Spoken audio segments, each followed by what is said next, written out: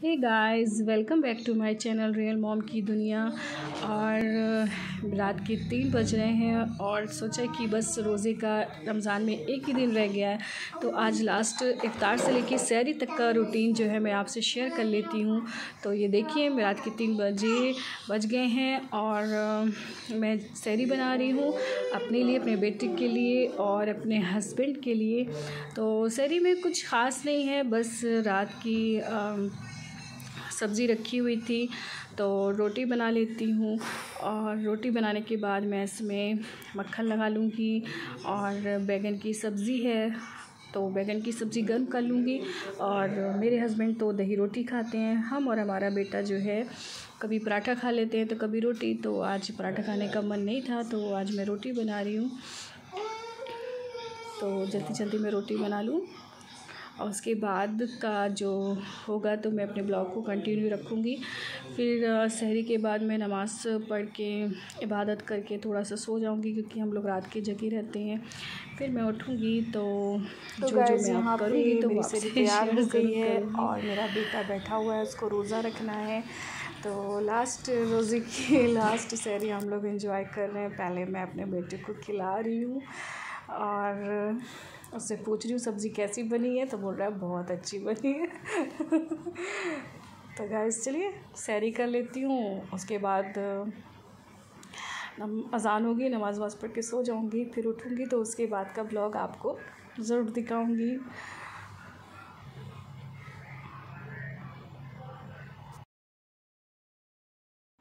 तो गाइस मैं सोकर उठ गई थी, मैंने घर का सारा काम से फ्री होकर अब मैं आई हूँ 3 बजे शॉप पर। तो शॉप तो खुल नहीं रही है, लॉकडाउन चल रहा है, तो जो भी चोरी छुपे थोड़ी बहुत शॉप खुल रही है। तो एक जगह मैं पहुँची हूँ शोरूम में, तो बहुत ही तो उन्होंने कुछ थोड़ा बहुत जो भी आजकल माल भी ज़्यादा शॉप पे नहीं आ रहा है, तो मुझे तो कुछ ख़ास चाहिए नहीं था। बच्चों की ईद है तो सोचा कुछ नया तो ज़रूर पहनाऊँगी, बच्चों की ईद होती है। तो मैंने कहा लाओ मैं कुछ एक डेली वेयर का लेने आई थी, कुछ कैजुअल टाइप का। तो भैया दिखा रहे हैं मुझे बड़े बेटे के लिए टी शर्ट में लेने आई थी, तो उन्होंने टी शर्ट का बोला कि कॉम्बो आ रहा है, अगर आप 2 लोगे तो 1 फ्री मिलेगी। तो वही 3 कॉम्बो वाला मैंने उसके लिए पैकेज ले लिया है, वही टी शर्ट पसंद कर रही हूँ मैं। तो अगर लॉकडाउन नहीं होता तो मैं ये शोरूम आपको दिखाती। शोरूम बाहर से बहुत खूबसूरत है, अंदर से भी है। और अब तो चोरी छुपे सब चल रहा है, तो लाइट वाइट भी नहीं ज़्यादा है यहाँ पर, तो ज़्यादा देखने में अच्छा नहीं लग रहा है। बहुत गर्मी थी, एसी भी भैया को ऑन नहीं था। तो देखिए मैंने ये टी शर्ट्स पसंद की हैं, एक स्काई ब्लू है और एक चीकू कलर, और ये मैं नहीं ले रही हूँ, और एक मस्टर्ड कलर। तो मैंने 3 टी शर्ट भैया के लिए पसंद कर ली है अपने बेटे के लिए। और छोटे बेटे के लिए भी कुछ कुर्ता पजामा टाइप का लेने के लिए आई थी, लेकिन कुर्ता पजामा नहीं मिल रहा है, तो जो भी मिला उसमें मैं ऊपर वाले का शुक्र अदा करूँगी। तो उसके लिए भी मैंने ऐसे ही भैया ने कैफ्री और बनियान मुझे दिखा दिया है। और तो मैंने सिर्फ बच्चों के लिए शॉपिंग की है और किसी के लिए भी नहीं की, ना अपने लिए।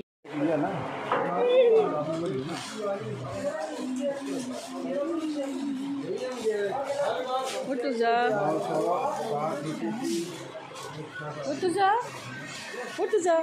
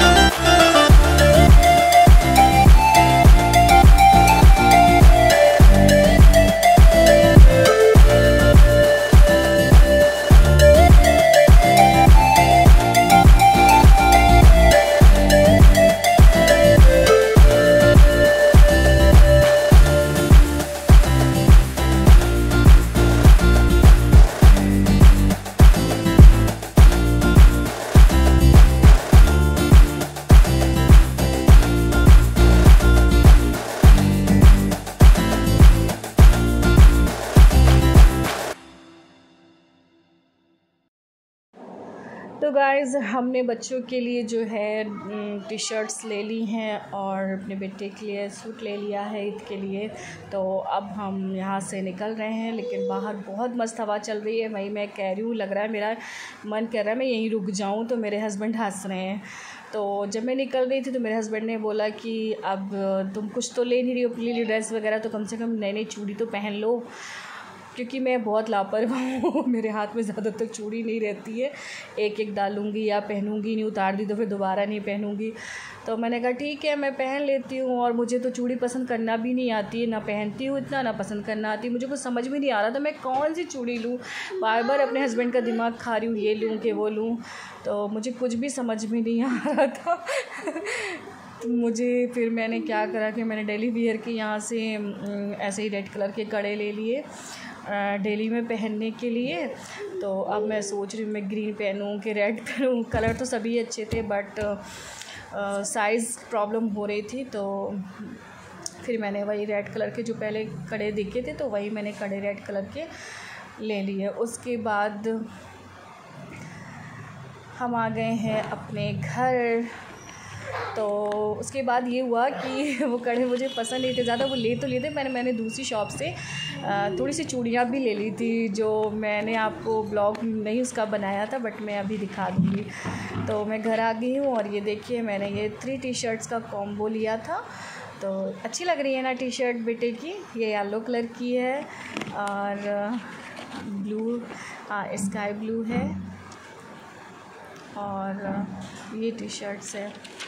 तो ये 3 टी शर्ट्स मैंने ले ली थी और ये छोटे बेटे के लिए मैंने ये सूट लिया था।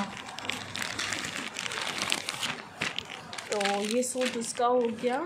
बस मैं यही छोटी सी शॉपिंग करके लाई हूँ। देखिए ये मैंने कड़े लिए थे, तो डेली यूज़ में अच्छा रहेगा, अपना पहने रहूँगी। और ये चूड़ियाँ मैंने रेड कलर की ली थी, तो मेरे हस्बैंड बोले कड़े पसंद नहीं तो चूड़ी ले लो, तो बाद में मैंने ये चूड़ी ले ली। तो चलिए काम बहुत है, फटाफट काम करती हूँ। यहाँ पर मैं आ गई किचन में शाम का इफ्तार बनाने के लिए। मैं रेडी कर रही हूँ शाही टुकड़ा। तो यहाँ पे शाही टुकड़े मैंने फ्राई कर लिए थे। जल्दी जल्दी थोड़ा थोड़ा ब्लॉग मैं आपको दिखाऊंगी, टाइम बिल्कुल नहीं है। जो भी मेरे हस्बैंड थोड़ा थोड़ा ब्लॉग बना रहे हैं, कैमरे में कैप्चर कर रहे हैं, वो दिखा रही हूँ आपको। तो शाही टुकड़ा बन गया है। तो अब मैं बनाने जा रही हूँ प्याज के पकौड़े, क्योंकि लास्ट दिन है और बेटे ने रोज़ा रखा है, तो आज का इफ्तार थोड़ा और अच्छा होना चाहिए। तो यहाँ पर मेरी भजिया बन गई है, प्याज के पकौड़े रेडी हो गए हैं। और अब इसके बाद मैं सोच रही हूँ कि यहाँ पे खड़े खड़े जल्दी से मैं फ्रूट सैलेड भी बना लेती हूँ। तो देखिए मैं जल्दी जल्दी बनाना कट कर रही हूँ, फ्रूट्स रखे हुए तो उसको भी बना रही हूँ और साथ में भजिया भी तल रही हूँ, क्योंकि टाइम बहुत कम रह गया है।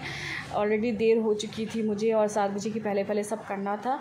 तो ये देखिए मेरी भजिया जो है वो फ्राई हो गई है और मैं उसको प्लेट में निकाल रही हूँ। शाही टुकड़ा बन गया है, भजिया बन गई है और ये फ्रूट सैलेड बन गई है। अब मुझे बनाना है चने। तो लास्ट में मैं जल्दी से चने बना रही हूँ। चने मैंने बहुत सादा जल्दी से इजी बना दिए, क्योंकि टोमेटोज़ भी नहीं थे और मैंने बस बहुत आसान रेसिपी से बनाए, लेकिन बने बहुत टेस्टी थे, बहुत टेस्टी। तो बहुत आसान रेसिपी थी, तो मैंने ज़्यादा कुछ नहीं किया। इसमें सिर्फ ज़ीरा डालकर प्याज लाल कर दी और उसके साथ हरी मिर्ची डाल दी, पिसी मिर्चा और भुना हुआ ज़ीरा, चाट मसाला, ये सब डालकर मैंने चने जल्दी से तैयार कर लिए। इसकी गार्निशिंग कर देती हूँ।